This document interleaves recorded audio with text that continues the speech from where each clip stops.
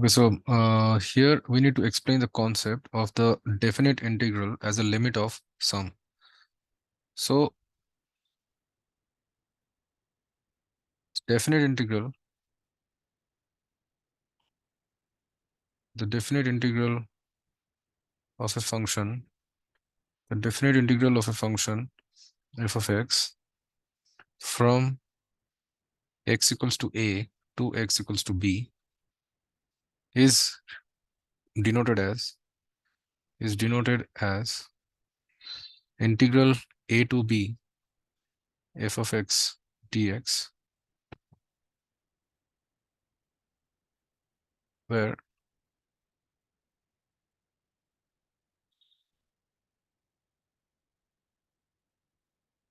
um, where a is called the lower limit of the integral. A is called the lower limit of the integral, and b is called the upper limit of the integral. B is called the upper limit of the integral. Now, now if the function f of x is the antiderivative, if the function f of x is the antiderivative of the function f of x, which means that integral f of x dx, that is equals to capital F of x plus c, or it means that d by dx of f of x, that is equals to f of x, then f of x, this capital F of x will be called as the antiderivative of f of x, or the integral of f of x. So therefore, so then we can say that integral a to b f of x dx, that will be equal to f of x, it goes from a to b, so that will be equal to f of b minus f of a.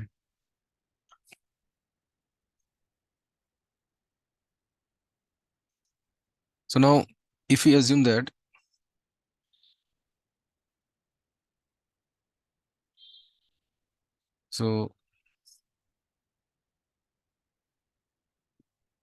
so if the function f of x is greater than 0 for all values of x be, uh, belongs to a to b, then we can say that the function will lie above the x-axis. Um, and suppose the function is continuous also over this entire interval, and if the function f of x is also continuous,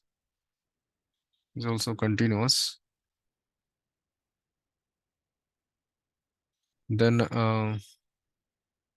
integral a to b f of x, which is the definite integral, this definite integral, which is integral a to b f of x, it represents the area, that is bounded, by the lines, x equal to a, x equal to b, and the x-axis.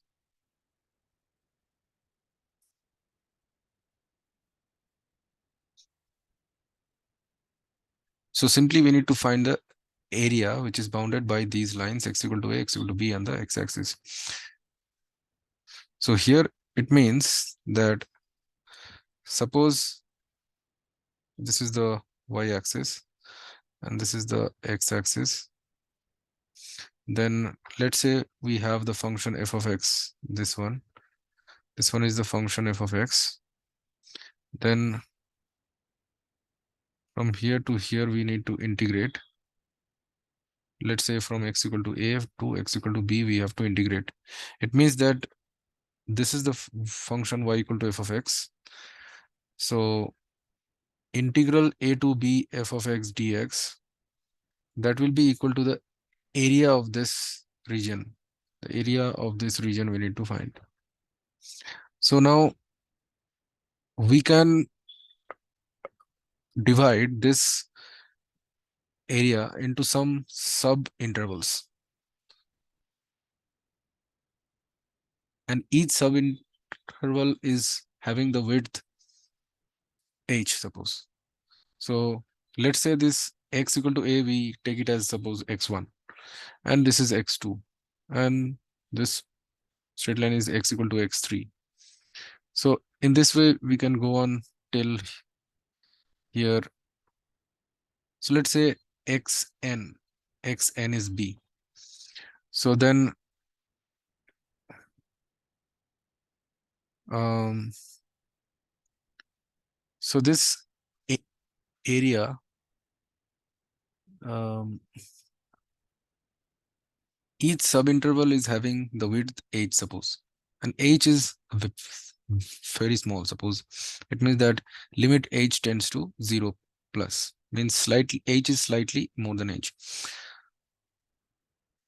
So then these subintervals, the area of these subintervals we need to find, which means that from x1 to x2 f of x dx, plus we need to find from x2 to x3 f of x dx, and plus like this we need to add xn minus 1 to xn f of x dx.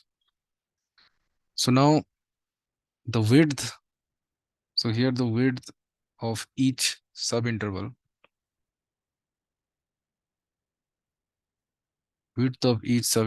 which is from x1 to x2 and then x2 to x3, and let's say the rth interval, that will be x, so it will be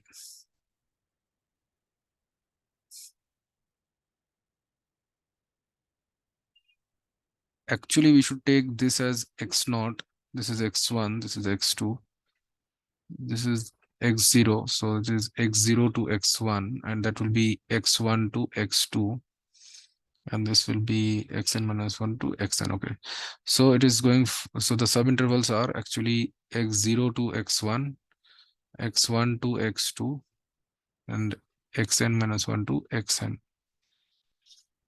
Therefore the rth subinterval will be from xr minus 1 to xr, and the width of each sub interval is h, suppose, where limit h tends to 0. So therefore this integral a to b f of x dx, so this width is h only, so I can tell that x1 will be equal to x naught plus h. So x naught is a, so I can tell it is a plus h. Similarly x2 will be x1 plus h again. X2 will be equal to x1 plus h, so that will be equal to a plus 2h. So similarly, therefore, xr, that will be equal to a plus rh, and xn, that will be equal to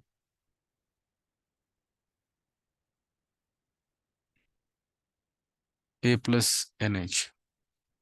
It means that xn is b, so b is equal to a plus nh. So from here we can see that nh is equal to b minus a. So therefore h will be equal to b minus a by n. So b and a are some constants only. So therefore we can say that since limit h tends to 0, so b minus a by n also should tend to 0. It means that n should tend to infinity. N tends to infinity as h tends to 0.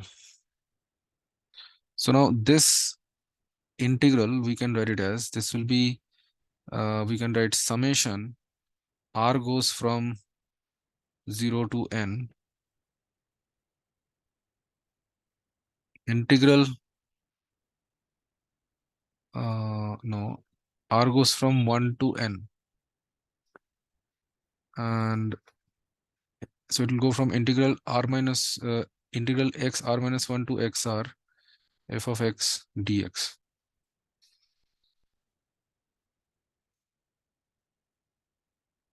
So therefore, simply we can say now this will be actually summation r goes from 1 to n, and x r minus 1, that will be a plus r minus 1 into h, and this will be a plus rh, and that is f of x dx.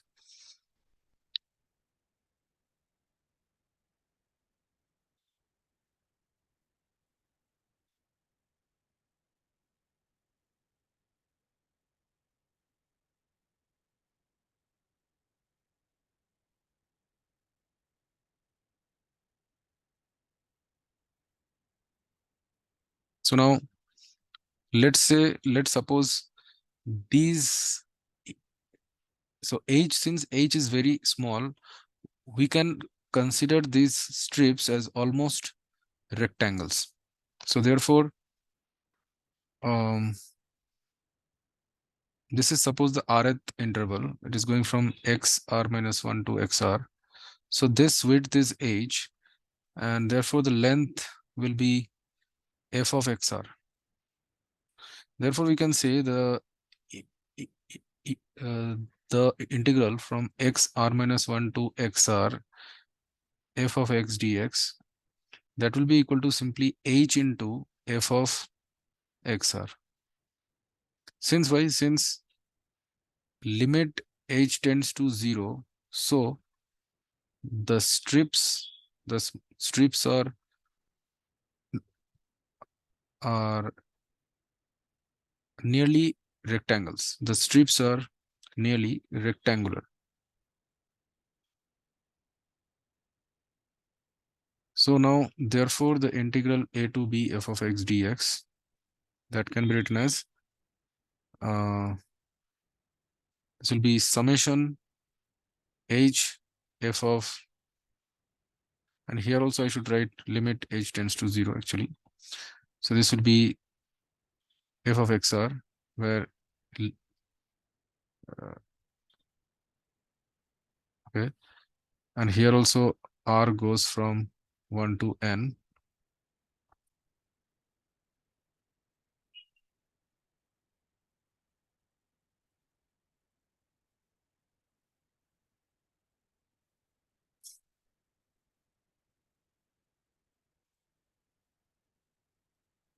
Okay, so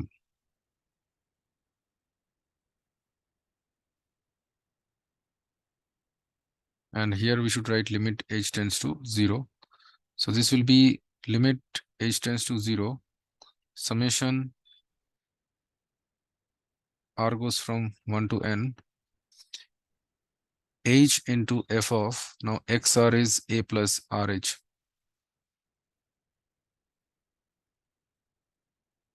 and h is b minus a by n. So we can also write limit n tends to infinity, summation r goes from 1 to n, h I can take it outside, and summation f of um,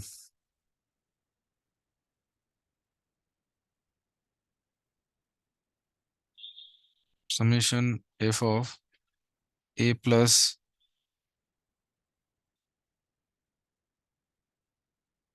h, which is b minus a by n, into r.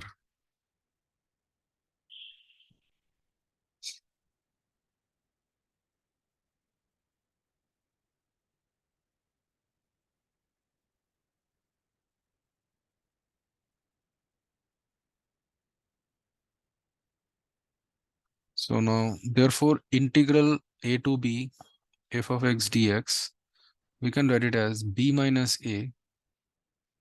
Since this b here, this b minus a, actually, sorry, this we should write it as b minus a by n here. Write b minus a by n. So now, since b minus a is a constant, so we can take it outside of the limit. So now here instead of r going from 1 to n, we can also tell r goes from 0 to n minus 1. 0 to n minus 1, that also we can tell. So therefore b limit n tends to infinity, limit n tends to infinity 1 by n into, that will be f of a. Since if we put r equal to 0, then it will be f of a only. Then plus f of a plus h plus f of a plus 2h plus dot dot till f of a plus n minus 1 into h. Or simply we can write b minus a into limit n tends to infinity 1 by n into summation f of a plus rh, where r goes from 0 to n minus 1. So this formula is used to find, so, or we can tell this is the definition, this is the definition of the definite integral as a limit of sum. This is the definition of the definite integral as a limit of sum.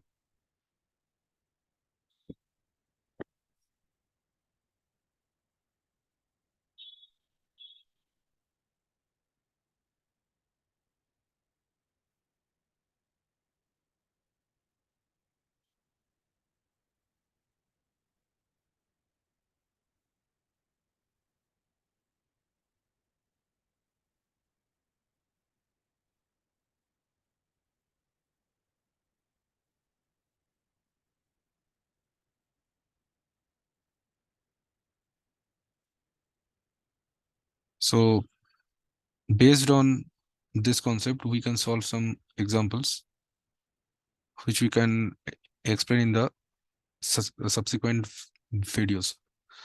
Thank you.